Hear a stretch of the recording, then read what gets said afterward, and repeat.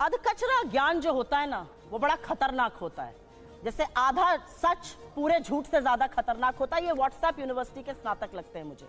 मोदी जी ने एक काम किया है, दुनिया की सबसे बड़ी फेक न्यूज फैक्ट्री बनाई है और दुनिया की सबसे बड़ी व्हाट्सएप यूनिवर्सिटी भारत में स्थापित करी है और हर चरण चुंबक उसका सदस्य है। आपको मैं बताती हूँ, उन्होंने आतंकवाद पर बात बोली। निकालिए अपने अपने फोन अभी। पिछले 2 हफ्तों में राजौरी में और पुंछ में आतंकवादी हमले में हमारे 5 जवान राजौरी में और 5 पुंछ में शहीद हुए।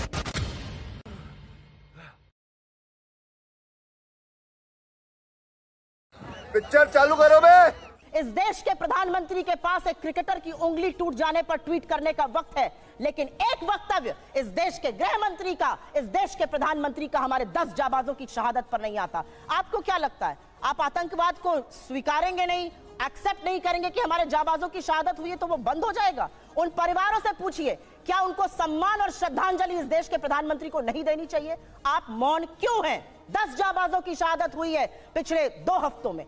20 जाबाजों की शहादत हुई चीन में, वहां पे गलबैया कर रहे हैं, झूला झूल रहे हैं चीन के साथ, साबरमती में बैठ के शहनाई सुन रहे हैं। ये बात करेंगे चीन पर? 18 बार प्रधानमंत्री चीन में गए, भगवान जाने क्या चीन से रिश्ता है, वो चीन का नाम लेने में कतराते हैं। क्यों डरते हैं हमारे प्रधानमंत्री चीन का नाम लेने में? ये सवाल मैं पूछती हूँ, ये सवाल देश पूछता है। 20 जाबाजों की शहादत हुई है। इन्होंने कुछ बातें बोली और उन बातों को बोलने से पहले मैं एक महिला हूं, आधी आबादी की बात कर लेते हैं। यहां से मुश्किल से 10 या 15 किलोमीटर दूर पर इस देश की सबसे डेकोरेटेड, सबसे सम्मानित वो लड़कियां जिन्होंने बड़े बड़ों को पटखनी देके हम सबके सीने गर्व से चौड़े किए हैं, 1 महीने से बैठी हैं और यौन शोषण का आरोप आपके सांसद पर लगा रही हैं। आपके मुंह से एक शब्द नहीं फूटता है, एक शब्द नहीं निकलता है मोदी जी के मुंह से, एक शब्द नहीं निकलता है अमित शाह के मुंह से। क्या ऐसी आपकी फंसी है ब्रजभूषण शरण सिंह से कि आप नहीं बोलते हैं? ये सवाल मैं एक महिला होने के नाते पूछती हूँ, मैं एक महिला होने के नाते पूछती हूँ। बिल्किस बानो के अपराधियों को किसने रिहा किया? क्योंकि वो मुसलमान थी तो आप बोलेंगे नहीं? अंकिता ठाकुर का जिसने कत्ल किया, जिसने उसको जिस्म फरोशी में ढकेला, वो आपके विधायक का बेटा था। आप क्यों चुप है? आपने वहां पर इमारत ही गिरा दी कि सबूत ही ना मिले? आपका विधायक दोषी पाया गया है हत्या और सामूहिक बलात्कार का, कुलदीप सिंह सेंगर। ये बात करेंगे महिला सुरक्षा पर? ये चूड़ियां भेजते थे प्रधानमंत्री को, आज इनके मुंह से एक शब्द नहीं फूटता। महिलाएं इस देश की पूछ रही हैं और आपको भी पूछना चाहिए, क्यों चुप है मोदी सरकार जब हमारी बेटियां जंतर मंतर पर 1 महीने से बैठी हैं? उन लड़कियों के आंसू देखकर, और आज की खबर फिर से मैं कोट कर रही हूं, एक समर कैंप होता था साक्षी मलिक बनने के लिए, तमाम लड़कियां वहां पर आवेदन देती थी। आज की स्थिति यह है कि बलात्कार और यौन शोषण की खबरों के बाद एक एप्लीकेशन नहीं आई है। ये इस देश की बेटियों के साथ ये कर रहे हैं, ये हमें पाठ पढ़ाएंगे। इन्होंने एक बहुत बड़ी बात बोली और वो बात बोलते बोलते पाकिस्तान पर चले गए। आज तक इस देश का ये न्याय था कि आज तक आईएसआई ने हमारी जमीन पर पैर नहीं रखा था। आईएसआई को पठानकोट बुलाकर आप निरीक्षण कराते हैं, लाहौर आप चले जाते हैं लपके हुए, भगवान जाने सेवई खाने या बिरयानी खाने, और सवाल हमसे आप पूछिएगा। आसिया अंद्राबी आपका चेहरा बनती है श्रीनगर में और सरहद पार जाके आतंकवादी गतिविधियों में शामिल है। आप एक दुर्दांत आतंकवादी को, यूसुफ को वहां पर टिकट देते हैं क्योंकि आपको अपनी सत्ता करनी है। ये कैसे लोग हैं? ये किस तरह के लोग हैं? ये जाबाजों की शहादत पर चुप रहेंगे, मणिपुर जलेगा ये चुप रहेंगे, ये प्रचार करते रहेंगे। इनको ये याद है कि इनको क्या क्या कहा गया। कर्नाटक जाकर क्या कहते थे साहब? मुझे फलाने ने ये कहा। कर्नाटक ने क्या कहा? कर्नाटक की जनता ने कहा मुद्दे है बेरोजगारी, मुद्दे है महंगाई और मुद्दा है भ्रष्टाचार। अगर उस पर बात होगी तो हम बात करेंगे, नहीं तो विपक्ष में बिठाने का आपको काम करेंगे। साहब हिमाचल गए थे, हार गए, कर्नाटक गए, हार गए, और ये विश्वगुरु बने फिरते हैं। इनकी बातें सुन लीजिए तो भारत शायद 1947 में ही आजाद हुआ हो, के बाद अब 2014 में आजाद हो गया हो। मेरा अपना मानना है कि कुछ बातें जब समझ में नहीं आती उसको नहीं बार बार बोलना चाहिए। मैंने आपको एक बार पहले भी शो पे समझाया है। हम मैन्युफैक्चरिंग कर रहे हैं मोबाइल की, जी नहीं, हम मोबाइल फोन की असेंबली कर रहे हैं। हमारा जो इंपोर्ट का बिल बढ़ा है वो इसलिए बढ़ा है क्योंकि हम उतना पार्ट असेंबल कर रहे हैं, वैल्यू एडिशन नेगेटिव है। हमारा जो कार का एक्सपोर्ट का मार्केट था वो कम हो गया है। सच को स्वीकारिए साहब, तब आप सच का समाधान कर पाइएगा। बेरोजगारी नहीं है, महंगाई नहीं है, अडानी ने कोई महाघोटाला किया ही नहीं है, चीन है ही नहीं। जब आप आंखों पर पट्टी बांधकर शासन चलाइएगा तो देश का वो हाल होगा जो हो रहा है। मैं तो एक महिला होने के नाते एक ही सवाल पूछना चाहती हूं कि हाथरस की गुड़िया को आप 2:30 बजे जलवाएंगे, दोषी रेप में आपके विधायक पाए जाएंगे, आपके सांसद के ऊपर यौन शोषण का आरोप है, आपके विधायक का बेटा एक लड़की के कत्ल का मुलजिम पाया जाता है। आप अब महिलाओं की बात कब करिएगा? बेटी बचाओ बेटी पढ़ाओ का नारा देने वालों से यह सवाल मेरा है कि साक्षी मलिक और विनेश फोगट से आप कब मिलने जाइएगा, उसका जवाब दीजिए। जवाब दे दूं। पहली बात तो व्हाट्सएप यूनिवर्सिटी का कमाल देखिए साहब, असेंबली होती है, वैल्यू एडिशन निगेटिव हो जाता है। अरे भैया ऐसा कहीं होता है? अगर कहीं पर कोई आपको असेंबल करने को देता है तो अपना प्रोडक्ट देते तो आप उस पर सर्विस चार्ज लेकर ही बेचेंगे। $1 बिलियन का हम लोगों ने एप्पल के फोन एक्सपोर्ट किए हैं असेंबल करके ही। 25% आईफोन 14 भारत में बने हैं। इसे कहते हैं व्हाट्सएप यूनिवर्सिटी या राहुल गांधी यूनिवर्सिटी, आप जो भी समझ लीजिए। अब दूसरी बात मैं कहना चाहता हूं, दूसरी, अरे भाई आपने आप लोग हैं भाई। हमने आतंकवाद की इतनी घटनाएं उत्तर से दक्षिण तक बता दी। अब दक्षिण कश्मीर के 4 जिलों में रह गया है, वो दिखाई नहीं पड़ा, उसके लिए इनको आंकड़े चाहिए। पर मैं कह सकता हूं हमारी सरकार के किसी नेता ने आतंकवादियों के लिए आंसू नहीं बहाए। हम ये कह सकते हैं हमारे किसी नेता ने आतंकवादियों के लिए पलक पावड़े नहीं बिछाए।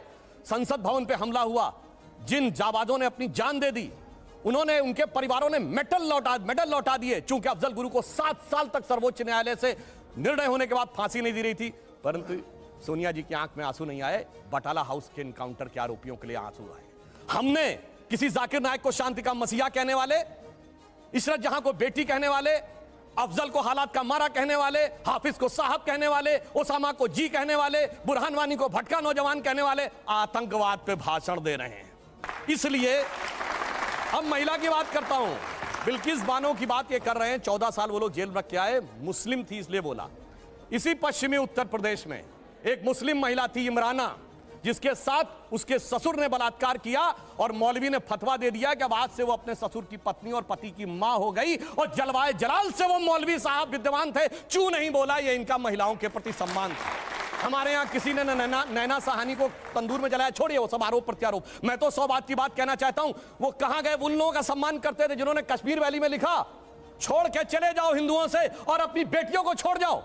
वो गिरजा टिक्कू जिसके साथ सामूहिक बलात्कार के बाद आरे से काट दी गई और चू नहीं निकला किसी के मुंह से। वहां एक किसी महिला एक के साथ नहीं, पूरी कम्युनिटी के साथ हुआ और सब मौन साधारण किए रहे, क्योंकि वो सेकुलरिज्म का सुंदर संगीत था, उससे इनको वोट मिलने थे। कहते हैं आईएसआई भारत की धरती पे नहीं था। मैडम आपकी सरकार के समय में रिपोर्टें हैं आईएसआई के कितने मॉड्यूल्स काम कर रहे थे, और जो आप बता रही हैं वो कहानी तो बहुत पुरानी हो गई। उसके बाद तो जो ठुकाई हुई कहां, उरी में, जो कुछ हुआ बालाकोट में, उसके बाद Imran Khan as prime minister of Pakistan बोले पाकिस्तान की नेशनल असेंबली में, जो हिंदुस्तान ने किया है बालाकोट में उससे ज्यादा कुछ खौफनाक ये लोग करना चाह रहे हैं। आप ये सोचिए, आप शांति के कबूतर उड़ाते थे और हमने बाज उड़ाए हैं गुरु गोविंद सिंह जी की तरह। और आपने लास्ट में कहा शायद देश 1947 में, 2014 में नहीं, आप 47 से मानते हैं। ये राष्ट्र सनातन है, चिरंतन है, 1947 में पैदा हुआ नहीं है। इसीलिए इस राष्ट्र को कोई अपने को फादर कहने लगता है, कोई क्रिएटर कहने लगता है, कोई राष्ट्र का निर्माता कहने लगता है। ये राष्ट्र वो है। अब लास्ट में एक बात कहता हूं, कर्नाटक बात कही, बिल्कुल अच्छी बात है, पर मैं पूछना चाहता हूं, कर्नाटक में चुनाव परिणाम आए, हम हारे और ये जीते, पर पूछना चाहता हूं, राहुल गांधी जी ने जाकर ये कहा था कि इंडिया में डेमोक्रेसी ऑलमोस्ट खत्म हो गई है, सारे संस्थान अब काम नहीं कर पा रहे हैं। तो मैं पूछना चाहता हूं, 2 सुप्रीम कोर्ट के जजमेंट आए जो आपने कहा आपके पक्ष में आए, उसके बाद अब इलेक्शन कमीशन सही है कि नहीं, ईवीएम सही है कि नहीं, आप डेमोक्रेसी से जीते हैं कि नहीं कर्नाटक में? मेरा मानना है कि अगर हम ईमानदारी से स्वीकार करते हैं हम कर्नाटक में हारे हैं, कांग्रेस को ईमानदारी से क्षमा मांगनी चाहिए कि आगे से हम अपने राजनीतिक हित के लिए विदेश की धरती से जाकर कभी इस देश को बदनाम करने की कोशिश नहीं करेंगे। और पुनः मैं कहना चाहता हूं, आज मैं विनम्रता से और चुनौती से पूछता हूं, G7 कंट्रीज और G20 कंट्रीज में एक देश बताएं जहां महंगाई की दर हमसे ज्यादा हो और विकास की दर हमसे कम हो। हम दुनिया में सबसे बेहतर स्थिति। अब आता हूं गलवान पे। गलवान में हमारे 20 सैनिक बलिदान हुए हैंड टू हैंड फाइट में। देखिए चीन पे इनको कितना भरोसा है। आप प्रैक्टिकली सोचिए, गोली नहीं चली, हाथ की लड़ाई में 20 लोग मारे गए, उधर से एक को घायल नहीं हुआ। यह होती है व्हाट्सएप यूनिवर्सिटी या राहुल गांधी से प्रेरित बुद्धि। ऐसा हो सकता है क्या? इंटरनेशनल मीडिया ने बताया कि 60 के करीब उनके सैनिक मारे गए, उसने एक घायल की भी सूची नहीं जारी की, पर चाइना के डाटा पे भरोसा है और भारत की सेना पे भरोसा नहीं है। और अगर मैं पूछूं, जो हमारे जवान वहां बलिदान हुए थे वो किस रेजिमेंट के थे पता है आपको? बिहार रेजिमेंट। बिहार रेजिमेंट का युद्ध उद्घोष जानते क्या है? बहुत घनघोर सांप्रदायिक लगेगा आपको। बिहार रेजिमेंट का युद्ध उद्घोष है बजरंग बली की जय, मगर वो इनको लगता है सांप्रदायिक। राजपूत रेजिमेंट का युद्ध उद्घोष है राजा रामचंद्र की जय। सुनिए, और जो हमारी गोरखा रेजिमेंट का युद्ध उद्घोष है जय जय महाकाली आयोरी गोरखाली। मगर अफसोस है कि भारत की ऊर्जा ओजस्विता के सारे प्रतीकों को सांप्रदायिक कह कह के आपने उनको भोथरा करने का प्रयास किया। और कर्नाटक में आज क्या हुआ, इनके राष्ट्रीय अध्यक्ष के बेटे आज ही बोले कहे हम सांप्रदायिक संगठनों को नहीं वो करेंगे और आरएसएस को भी हम बख्शेंगे नहीं। अरे भाई, बड़े मियां तो बड़े मियां, छोटे मियां सुभान अल्लाह। और मैं इनसे विनम्रता से पूछता हूं, अब आप अपना वादा निभाइए